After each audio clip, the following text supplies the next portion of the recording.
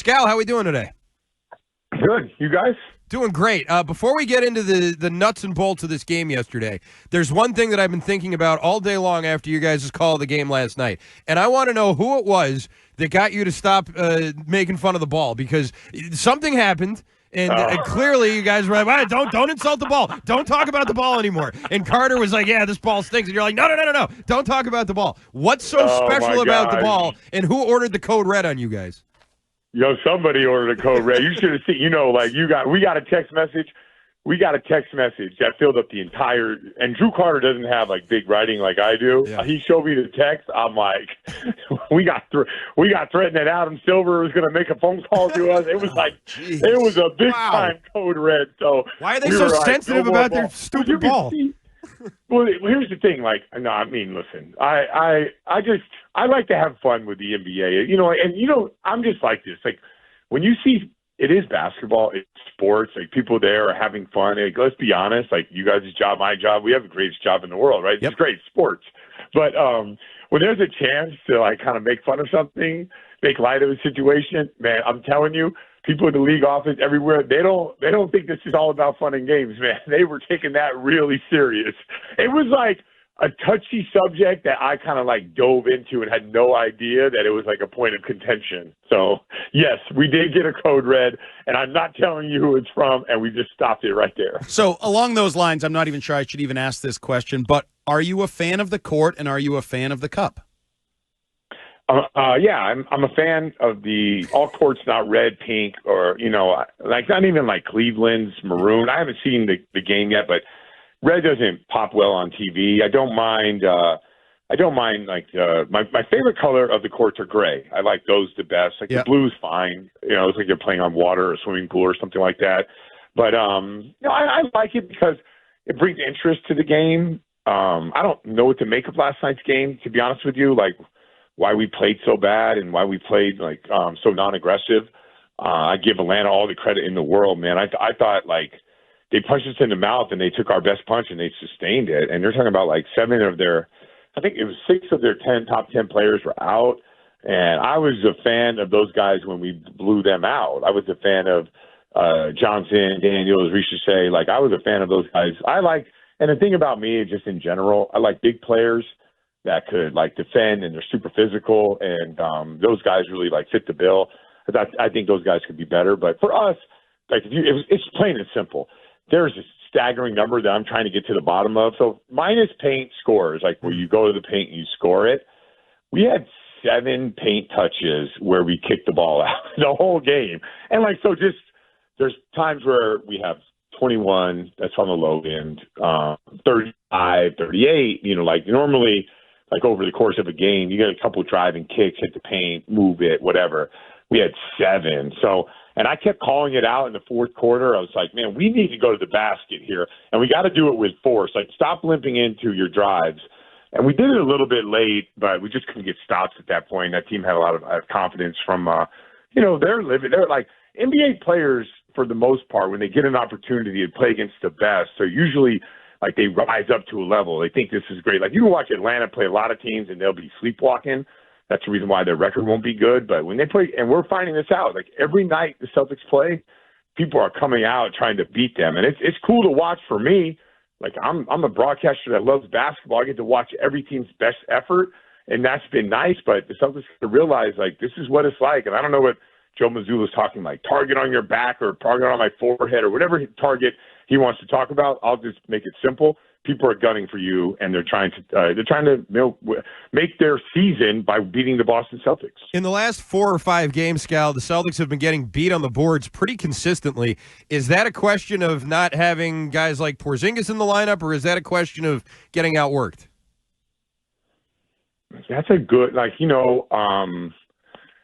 I don't want to say, like, rebounding is not as cut and dry as getting outworked, right? It's not like everything starts an equal. Like, there's a lot of things, like rotation, create offensive rebound opportunities, driving. So you think about driving opportunities when a guy pulls over, creates shots at the rim, like opportunities at the rim. So, there's a lot that goes into it. It's not just about rebounding. It's not just about size or anything like that.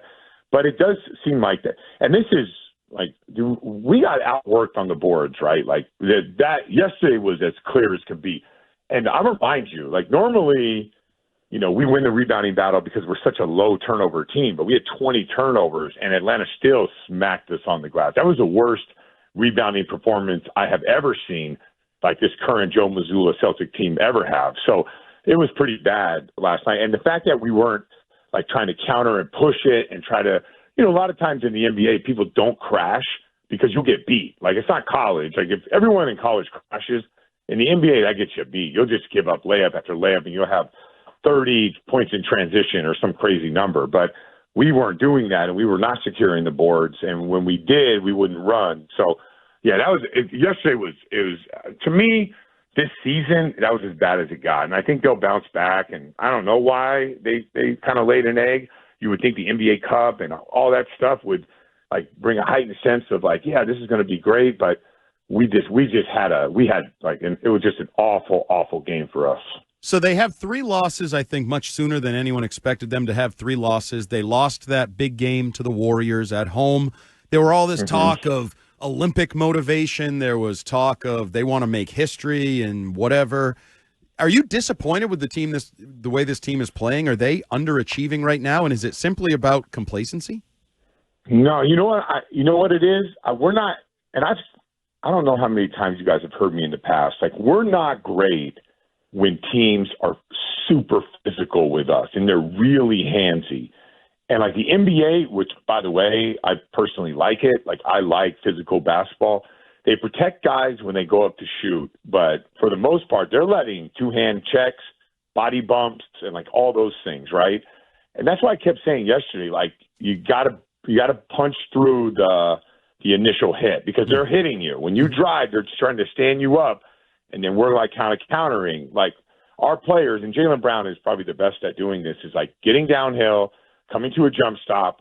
We got great shooting around and playing off 2 feet. There's times in the Indiana game where I kept saying, like, we're rushing the shots at the rim. And then in the third and fourth quarter, I think halfway through the third and the fourth quarter, they shot 78% in the restricted area. They, like, took their time. They got to get used to the new NBA and how teams are going to be physical with them. And that's that. Like, the Celtics play basketball, and they're the lowest fouling team in the history of the game last year. They gave up the least amount of free throws of anybody ever. So they don't play that game. They're trying to play the game without fouling, keep the flow going, trying to force you into missing so you can get the rebound and go. But these other teams, they don't care, man. I think their coach is just like, guys, be super physical. Put 2 hands on them, bump them off their spots. We're going to rotate massive amounts of bodies at them, so don't worry about foul trouble. If you get 2 fouls, I'll just move you on to Derek White or Drew Holiday. So don't worry. When you're on Tatum and Brown, be super physical. And that's what I'm seeing. And we're not handling that right because we're not playing the fair game. They're being physical with us, and we're not doing that because, like, Joe's coaching philosophy historically, which is the reason why we won a championship, is like, how he talks about margins. Margins have to do with free throw rate.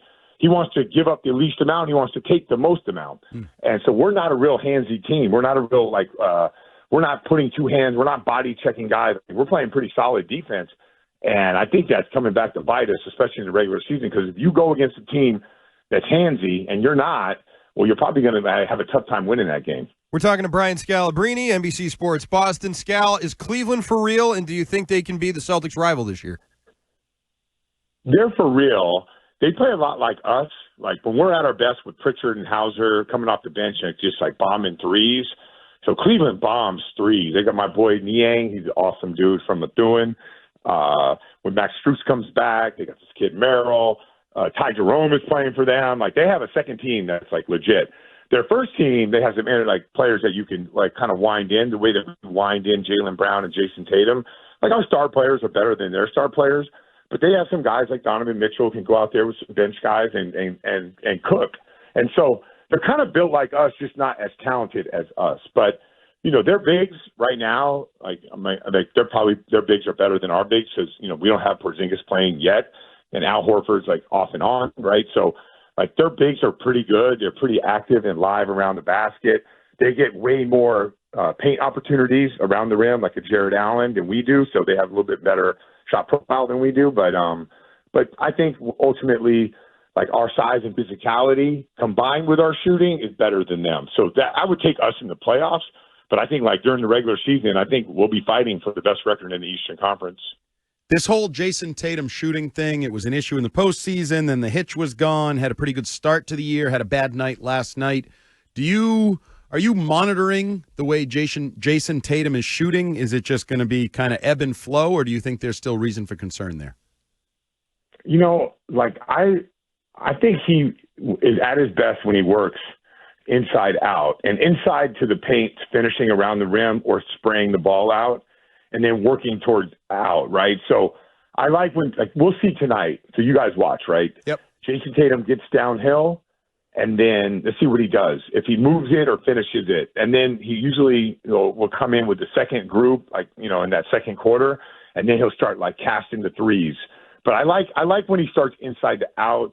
I didn't like the way he started the other night, and it was interesting because Brown really had it going, and then that was the first time Joe Mazzulla went with Brown and Tatum together for an entire quarter in the regular season. Like, they do it in the playoffs, but not in the regular season. So that was a unique rotation.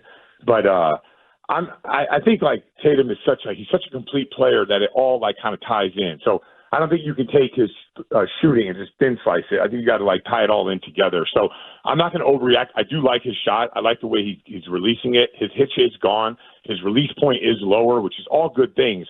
But I think he's at his best when he's playing like aggressively in to out.